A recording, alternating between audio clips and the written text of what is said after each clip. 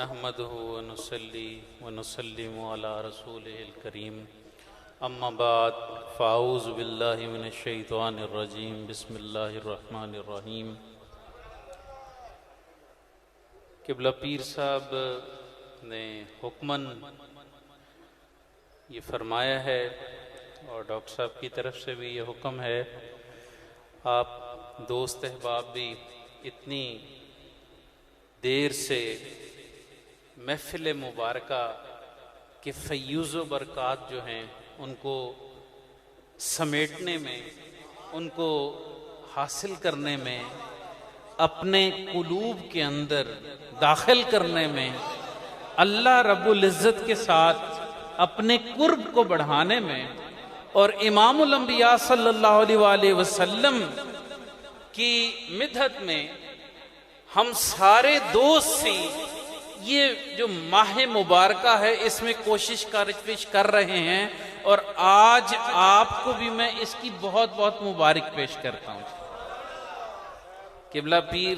غلام رسول اویسی صاحب مدظل العالی، اللہ ان کے فیضان میں برکتیں عطا فرمائے، سلسلہ اویسیہ کو اللہ رب العزت ترقیاں عطا فرمائے۔ قبلہ پیر صاحب نے میلاد پڑھا، قبلہ ڈاکٹر صاحب نے میلاد جو ہے نا جی اس کے اوپر گفتگو کی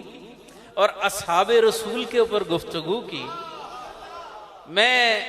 عرض کرتا چلوں کہ یہ جس نبی علیہ الصلوۃ والسلام کا میلاد میں آپ ساری دنیا کائنات اکٹھی ہوئی ہے،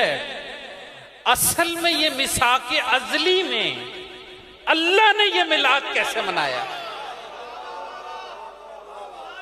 رب العالمین نے یہ میلاد کیسے منایا، جس کو آج ہم یہاں پہ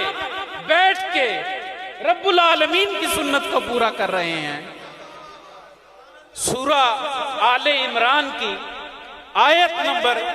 81 کے اندر رب العالمین فرما رہے ہیں، فرماتا ہے وَإِذْ أَخَذَ اللَّهُ مِيثَاقَ النَّبِيِّينَ۔ وہ بات تانوں، وہ گل تانوں چیتا ہے، یاد ہے وہ گل وہی جدوں میں مجلس لائی سارے نبیاں نوں کٹھا کیتا، اور جدوں میں نبیاں نوں کٹھا کیتا جی واہ، میں اس پہ بھی حضور آتا ہوں تھوڑا سا 2 منٹ۔ جب میں نے وہ مجلس آراستہ کی تو جب وہ میں نے عرش اعلیٰ کے اوپر اس مجلس کو سجایا تو اس مجلس کے اندر رازداروں کے علاوہ کسی اور کا داخلہ ممنوع کر دیا گیا، انبیاء کی ارواح کے علاوہ۔ نہ وہاں پہ ملائکہ تھے، نہ وہاں پہ جو نوری تھے نہ ناری تھے، کسی اور کی روح کو کسی قسم کا دخل نہیں تھا۔ اللہ رب العزت نے تمام انبیاء سے، جمیع انبیاء سے خطاب فرمایا، ان کو ایمانیات سکھائی، ان کو کفر و شرک کے معاملات بیان کیے، ان کو تمام قیامت تک کے بعد میں آنے والی تمام ذمہ داریاں دی، اور جب ذمہ داریاں دے دیں اور سارا کچھ بتا دیا،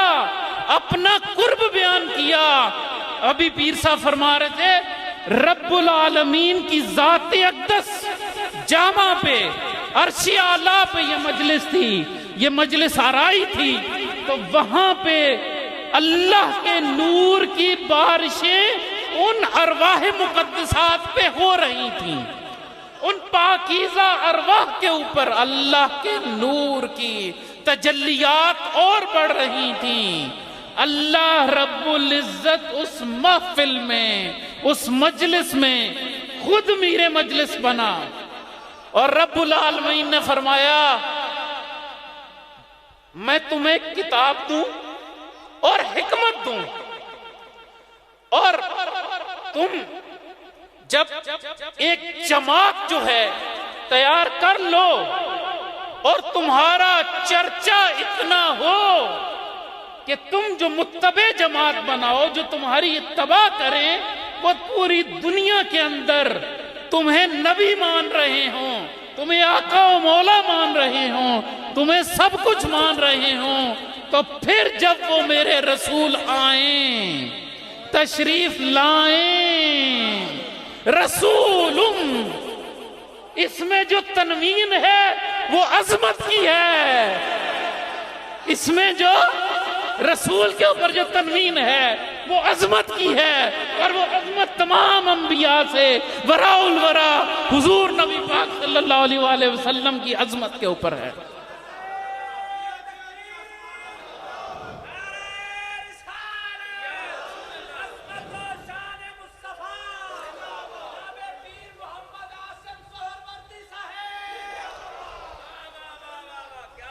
جب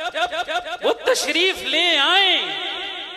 اور پوری دنیا کے اندر تمہارے ماننے والے موجود ہوں، تو اس وقت کیا کرنا؟ میرے اس حبیب صلی اللہ علیہ وآلہ وسلم کے لیے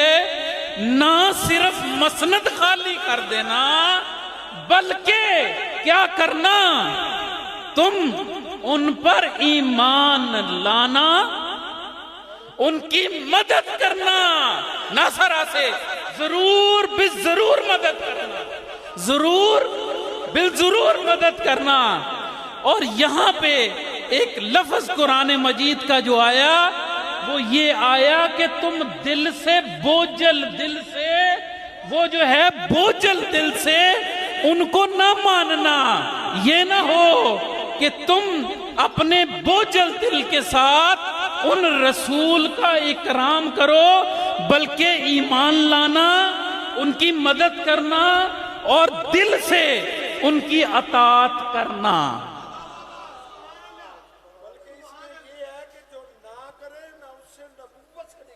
یہ 82 آیت نمبر 82۔ اب کیا ہوا کہ تم لوگوں نے، یہ رب العالمین نے جب یہ بات فرمائی نا، یہ فرمانی کی اس سے پہلے اللہ نے جب سب کچھ ان کو دے دیا تو دینے کے بعد فرمایا میرے حضور سجدہ ریز ہو جاؤ، انبیاء، اے گروہ انبیاء، گروہ مرسلین، میری بارگاہ میں سجدہ ریز ہو جاؤ۔ اور جب وہ سجدے سے اٹھے تو فرمایا اب میں تم سے بات کرنے والا ہوں، یہ کان لگا کے سننا، توجہ کے ساتھ سننا کہ میں کیا کہہ رہا ہوں۔ اب یہ میری بات کو توجہ سے سننا، اگر تم نے ان کی مدد نہ کی، ان کی نصرت نہ کی اور دل سے ان کو تسلیم نہ کیا تو پھر کیا ہوگا؟ تم فاسقوں میں شمار ہو جاؤ گے، تم فاسقوں میں۔ اور فاسق کا لغوی معنی یہ ہے جو تقوی اور پرہیزگاری سے دور ہو جائے۔ مفسرین اس میں لکھتے ہیں کہ وہ کفر میں چلا جائے، مگر کیونکہ انبیاء، گروہ انبیاء کے لیے اس کا اطلاق نہیں ہو سکتا، کیونکہ معصوم عن الخطا اور محفوظ عن الخطا کا جو ہے نا وہ ایک کانسیپٹ بھی میں آ جاتا ہے۔ آپ تمام انبیاء جو ہیں وہ ان کے لیے معصوم عن الخطا ہیں، تو صرف اس معاہدے کو پورا کرنا تھا۔ ہم بات یہ ہے کہ قبلہ پیر صاحب تشریف لاتے ہیں تو یہاں پہ جو آپ کے میزبان ہیں ان کو آپ یہ فرمائیں کہ جی میری طرف آ کے آپ نے ناشتہ کرنا ہے، وہ کسی مجبوری کی وجہ سے نہ آ سکے، جب نہ آ سکے تو پھر وہ اپنی معذرت پیش کر دے، تو اس معاہدے کو، اس بات کو اتنی حیثیت اور وقت نہیں دی جاتی، جب کہ اس کے بدلے میں ایک بندہ لاہور کی مال روڈ کے اوپر جب اشارہ کراس کرتا ہے تو اس کا ای چالان ہوتا ہے، وہ معاہدہ جرمانے کی شکل میں پورا ہوتا ہے۔ تو یہاں پہ وہ معاہدہ کیا جا رہا ہے، وہ میثاق کیا جا رہا ہے جس پہ جرمانہ لاگو ہوگا۔ تو اللہ کی ذات نے جو میلاد نبی علیہ السلام کا عرش پہ منایا، عرش اعلیٰ پہ منایا، آج ہم اس کی سنت کو پورا کر رہے ہیں۔ وما علینا الا البلاغ۔